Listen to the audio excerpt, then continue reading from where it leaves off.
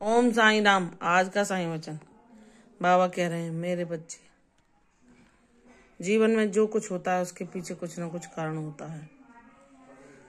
तुम अज्ञानवश या मोह के कारण या अपनी परिस्थितियों के कारण जो तुम्हारे मन में निराशा, उदासा और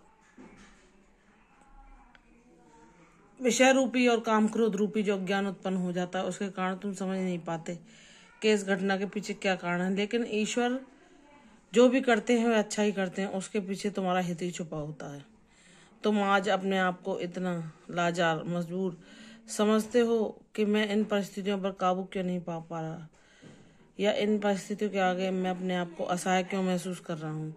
तो मेरे बच्चे, यह किसी न किसी कारण से ही तुम्हारे जीवन में उत्पन्न की गई है, ताकि तुम इनसे कुछ ज्ञान ग्रहण करके उसको अपने जीवन में उतार सको और ये जान सको कि हर चीज़ का जीवन में महत्व होता है। हमको हर चीज़ का महत्व समझना चाहिए। कभी भी किसी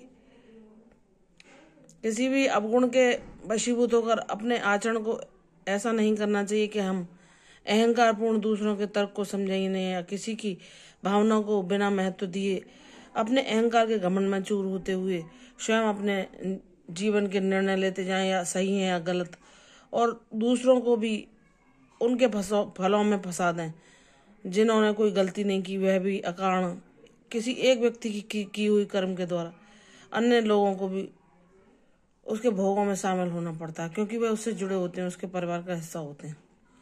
तो मेरे बच्चे, इससे हमें यही ग्रहण करना चाहिए कि कोई भी तुम कर्म करो तो उसे भली बात ही सोच विचार के करो, क्योंकि तुम्हारे एक कर्म से बहुत लोगों का जीवन प्रभावित होता है। जब तुम यह जान जाओगे तो तुम सद्बुद्धि द्वारा, विवेक के द्वारा हर निर्णय को करने से पहले 1000 बार सोचोगे कि उस व्यक्ति ने जो अज्ञान में ग्रसित है या अहंकारवश उसने दूसरों के जीवन के बारे में कोई भी सुख दुख की परवाह न करते हुए स्वयं ही अपने सारे पारिवारिक फैसलों को अपने को श्रेष्ठ समझते हुए उनका निर्णय किया, जिससे दूसरे लोग भी उस कर्म में भागी बन गए, उस दुख में दुखी हुए। उन ऐसी परिस्थितियों में उन्होंने खुद को असहाय पाया जो उनका उसमें लेश मात्र भी दोष नहीं था उनको निर्माण होने में। तो मेरे बच्चे, उनसे तुम्हें यही सीखना चाहिए कि हर किसी को महत्व देना चाहिए।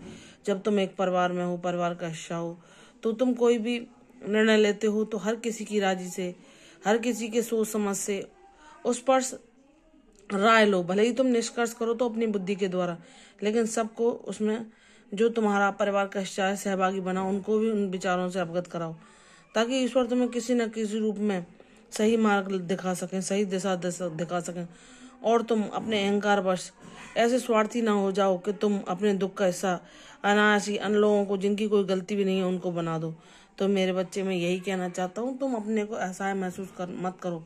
जो तुम्हारे जीवन में परिस्थिति उत्पन्न हुई है वह किसी एक अहंकारी व्यक्ति के कर्मों के कारण हुई है। लेकिन मेरे बच्चे, जब तुमने मुझे पुकारा है कि मैं आके तुम्हें इस विपदा से बाहर निकालूं, तो मैं तुम्हें मार्ग शीघ्र दिखला दूंगा। बस तुम मुझ पर विश्वास करके दृढ़ता पूर्वक अपनी भक्ति को दिन प्रतिदिन दृढ़ करो, और तुम अपने माँ के प्रति जो भी भाव रखते हो उसके लिए ईश्वर से प्रार्थना करो कि हे बाबा, हे मेरे साईनाथ, मेरी माँ को सद्बुद्धि दो, ताकि ये अपनी चेतना में आकर अपने स्वयं के कार्यों को करने में सक्षम हो पाए, ताकि और अन्य किसी को इनकी सेवा के द्वारा कष्ट ना हो।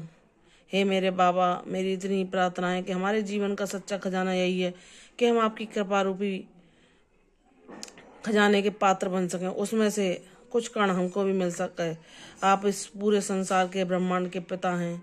तो हे मेरे बाबा, मैंने आपको अपने पिता के रूप में अपने घर परिवार की, अपनी माँ की, अपने आर्थिक समस्याओं की, मेरे जीवन में जो भी कर्म मैंने जाने अनजाने किए, उन सब के लिए क्षमा मांगते हुए आपको अपने जीवन की बागडोर सौंपता हूँ कि हे मेरे बाबा, मुझे सही मार्ग दिखाओ, मुझे सही राह दिखाओ, मुझे क्या करना चाहिए, मुझे किन कर्मों को अपने जीवन का ध्येय बनाना चाहिए।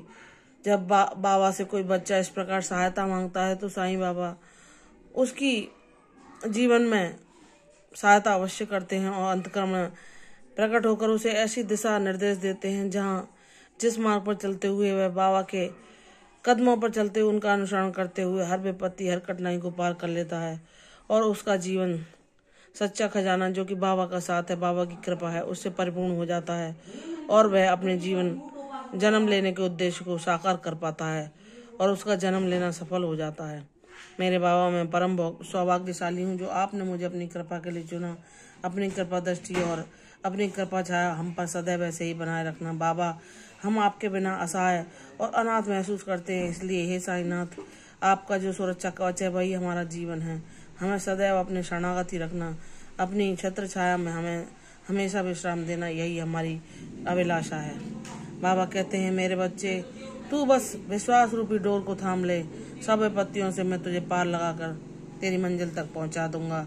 तू कभी भी निराश ना होना, उदास ना होना। तेरा बाबा बैठा है तेरी बिगड़ी बनाने के लिए। प्रसन्न रहो, खुश रहो, तुम्हारा कल्याण होगा। दीर्घायु भव। कल फिर आऊंगी साईं वचन के साथ, तब तक के लिए ओम साईं राम।